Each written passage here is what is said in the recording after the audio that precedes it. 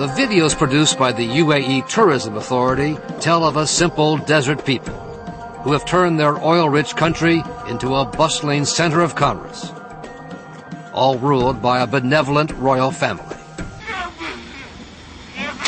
But this video, smuggled out of the UAE, tells a much different story about the royal family and its failure to take action against one of its own, caught on tape in what can only be described as sadistic torture.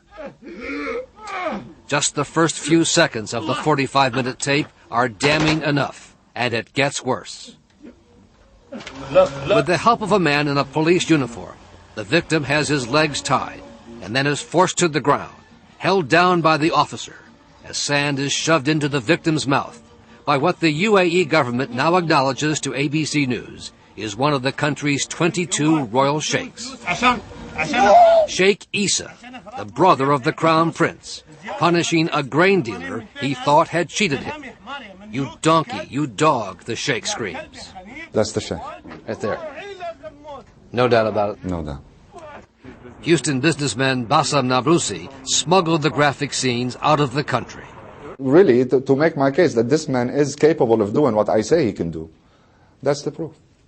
Nablusi worked for and with Sheikh Isa for more than a dozen years. The sheikh is not part of the UAE government, but when he came to Houston for weeks at a time, he stayed in the presidential suite at the Four Seasons Hotel and often had a police motorcade.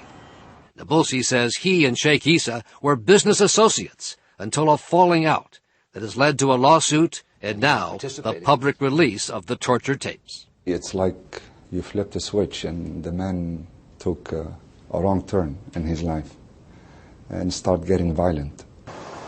Nablusi says the torture took place at Sheikh Isa's royal ranch on the outskirts of Abu Dhabi. And he says the sheikh ordered Nablusi's brother to record the sessions so the sheikh could watch them later. At one point, the sheikh instructs the cameraman, get closer, let his suffering show." After using a cattle prod on his victim, there's this gruesome scene. The sheikh points to a board with a nail protruding and then begins to beat him again and again. "Where's the salt?" asks the sheikh.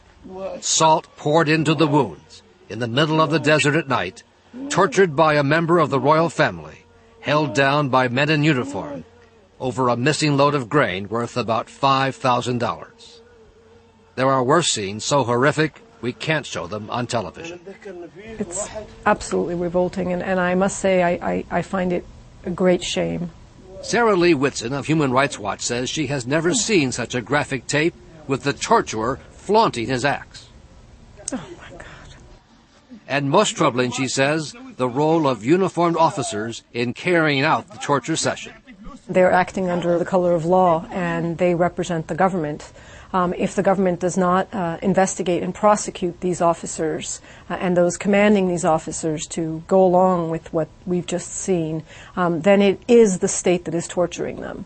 But in a statement to ABC News, the UAE Minister of Interior, Sheikh Isa's brother, says a government review concluded that all rules, policies, and procedures were followed correctly by the police department.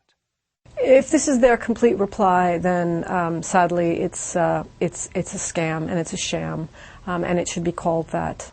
Sheikh Isa's one-time business associate, Nablusi, now back in Houston, says he too was tortured by the police after his falling out with Isa and his refusal to turn over the torture tapes he had been keeping for the sheikh.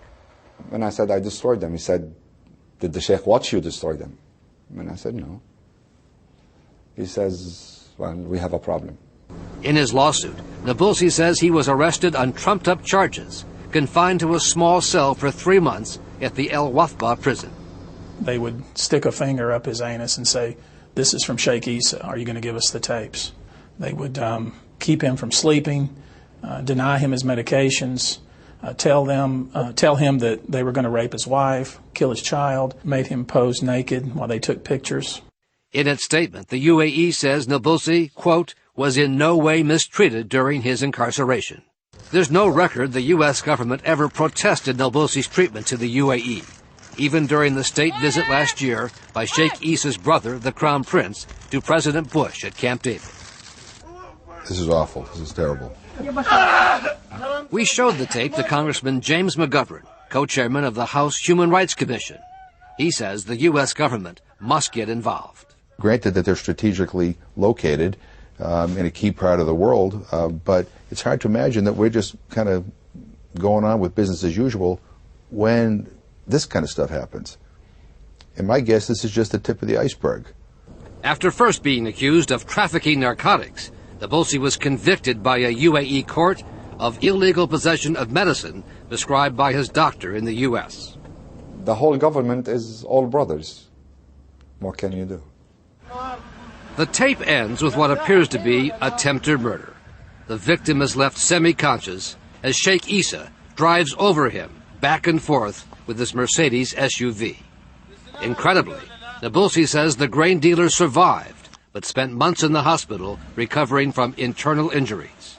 To date, there has been no police action taken against Sheikh Issa, whose brother, the chief of police, opened and then closed an official investigation. This is something that the UAE government must act on immediately in order to salvage its reputation of a country with any semblance of law and order and fairness and justice. In a statement today, the State Department said only that it urges all governments to fully investigate allegations of criminal acts. Nabulsi says he showed the tape to an official at the U.S. Embassy in Abu Dhabi the day before he was arrested. He says the only advice he got from the American official was to get his family and leave the country as soon as possible. Terry?